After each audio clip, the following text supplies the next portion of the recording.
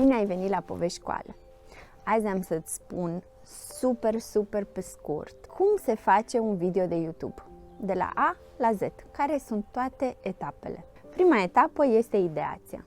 Oamenii vorbesc între ei prin povești și toată informația pe care vrei să o prezinți este o poveste. Așa că, în primul rând, trebuie să-ți pregătești povestea sau măcar să-ți structurezi informația pe care vrei să o spui pe punctulețe. Nu aș recomanda să înveți pe de rost un text și apoi să-l spui în fața camerei. Oamenii de obicei își dau seama de lucrul ăsta și nu pare autentic. Poate te întrebi, dar despre ce vorbesc? Aici e mai bine să vorbești despre pasiunile tale, lucruri pe care le știi. Dacă simți că neîncrederea te macină pe interior, te sfătuiesc să citești o carte. Autorul acestei cărți spune că învățăceii sunt uneori mai buni în a explica lucrurile decât profesorii, pentru că ei au trecut mai recent prin provocarea de a învăța ceva decât profesorul. Dacă tu ești un învățăcel la ceva, nu te sfii, chiar dacă nu ești un expert în acel lucru. Povestește experiența ta personală. Cineva care e puțin în urma ta va găsi această informație ca fiind foarte valoroasă. E exact ce fac eu acum. Nu sunt expertă la YouTube, dar tocmai din acest motiv îmi amintesc foarte bine toate provocările pe care le-am avut în a face acest proces. Spre exemplu, acum filmez afară și apar n-am. Dacă fac bine ceea ce fac, vom vedea ce iese. Ai decis despre ce să vorbești, ți-ai structurat informația pe puncte. La începutul videoclipului să spui despre ce vorbești, să faci o promisiune în legătură cu ce va lua lumea din acest videoclip al tău. Procesul de ideație poate să dureze de la 5 minute la o viață. Sfatul meu ar fi să nu petreci exagerat de mult timp în chestia asta, să treci la acțiune. Nu există scriptul perfect, așa că structurează cât de cât informația, iar ulterior, când filmezi, poți să mai rafinezi puțin. Pasul numărul 2. Filmarea. Când filmezi, sunt câteva lucruri pe care trebuie să le iei în considerare. În primul rând, să-ți alegi unde vrei să filmezi. Îți alegi să filmezi într-un loc în care lumina este potrivită. Ăsta ar fi criteriul principal. Lumina potrivită înseamnă că ai o sursă de lumină destul de puternică la un unghi de 45 de grade.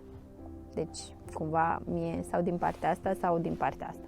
Pentru mine azi nu e foarte relevant pentru că filmez afară. Un loc ideal ar fi între două ferestre. Dacă ai o fereastră aici, o fereastră aici, tu ești undeva la mijloc, iar lumina vine din ambele părți. Dacă lumina naturală nu este suficient de puternică, atunci poți să completezi cu o lumină artificială. Există lumini artificiale de cumpărat. După ce ai ales unghiul, unde vrei să filmezi, fă ordine în spatele tău. E neplăcut să ai o cameră dezorganizată în care filmezi. Lucruri care îmbunătățesc atmosfera sunt plantele, cărțile și ideea de spațiu. E bine să nu te filmezi lipit de un zid, pentru că umbrele tale se vor vedea direct pe zid și nu arată foarte atrăgător.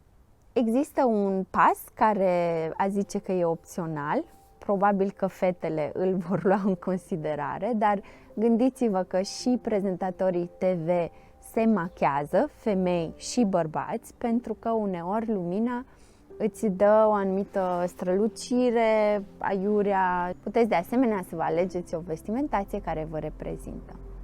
După ce ați făcut toate aceste lucruri, vă așezați și începeți să filmați punând microfonul. Fără microfon, calitatea sunetului nu va fi minunată. Al meu este aici. Unde ești? Pe aici, da?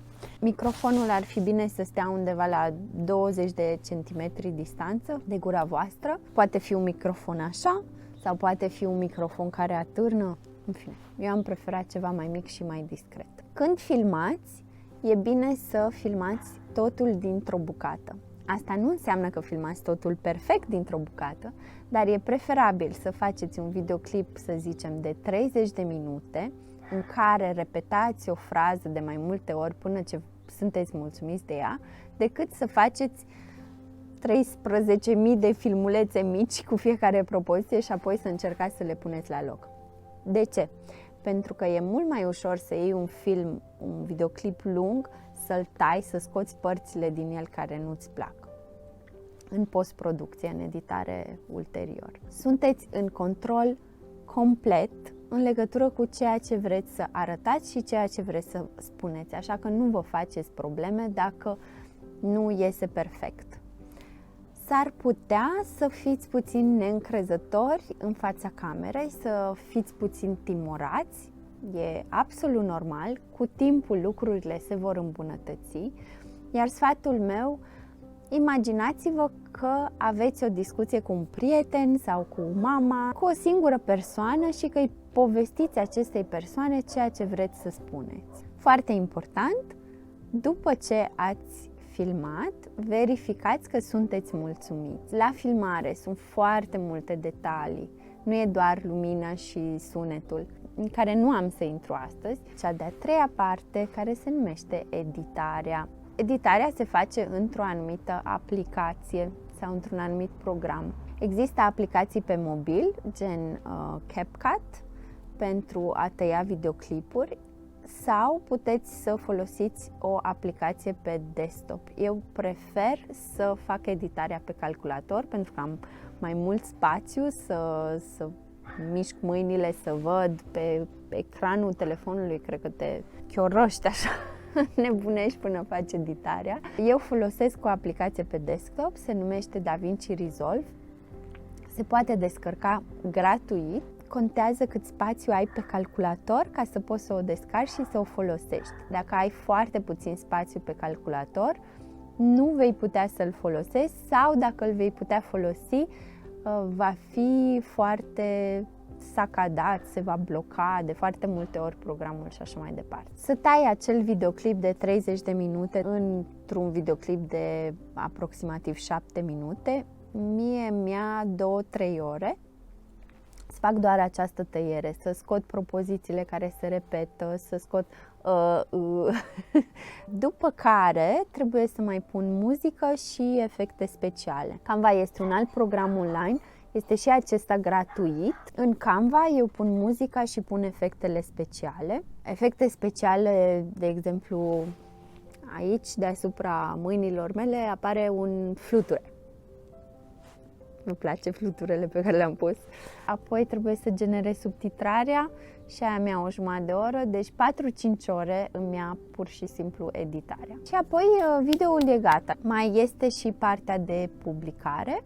Vă recomand să publicați videoul YouTube de pe calculator. Intrați pe YouTube, apăsați pe Create și acolo vi se deschide un meniu în care încărcați videoul.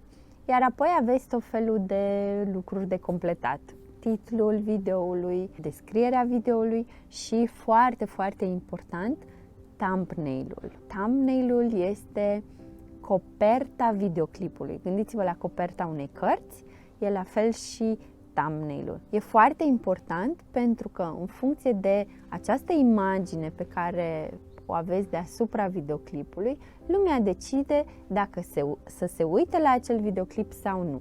Împreună cu titlul, acestea merg mână în mână, vă ajută sau nu să aveți mai multe vizualizări. Așa că nu considerați că thumbnail-ul nu este important. Din punctul meu de vedere, este unul dintre cele mai importante lucruri pe care puteți să le faceți. Alegeți un thumbnail inspirat sau petreceți mai mult timp să vă gândiți la acest thumbnail. Completați acolo, vă spune YouTube, vă pune tot felul de întrebări despre ce este videoclipul, dacă vreți să puneți capitole pe videoclip. Spre exemplu, asta este disponibilă doar dacă încărcați videoclipul de pe desktop. Dacă îl încărcați de pe telefon, nu puteți să puneți capitole pe videoclip. Asta e un exemplu. Puneți subtitrarea și apoi îl publicați și așteptați să vedeți câte vizualizări are și vedeți toate statisticile în legătură cu performanța videoclipului în YouTube Studios. YouTube Studios este o aplicație pe care o descărcați gratuit. Ce echipament mi-am cumpărat eu? Folosesc telefonul, care este un iPhone 11 Pro, 11 Pro.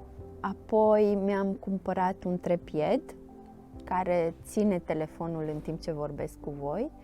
Mi-am cumpărat un microfon, care e cel de aici, și mi-am cumpărat luminile. Vă pun în descrierea videoclipului toate linkurile înspre echipamentul pe care eu l-am cumpărat. Am făcut 2 cursuri, unul de la Ali Abdal, în care vorbește despre cum să-ți deschizi canalul tău de YouTube. Este un curs de 4 ore, costă $1 și acolo îți explică mult mai pe îndelete ceea ce v-am spus eu astăzi aici. Pentru că aveam nevoie de mai multe informații referitoare la cum să filmezi și să editezi, mi-am cumpărat un curs care se numește Content Creator de 14 zile și este enorm de mult material acolo. Eu am vizionat doar vreo 25% și, ca să zic așa, învăț în timp ce îmi construiesc canalul de YouTube. Adică nu o să aștept să termin tot cursul și apoi să încep să filmez, ci fac niște videoclipuri care nu sunt perfecte, dar e ok, merge și așa. Și fac o îmbunătățire de 1% la fiecare videoclip nou pe care îl public. Dacă mai aveți alte întrebări, scrieți-mi în comentarii, dați like, subscribe și vă mai aștept la povești cu Ale.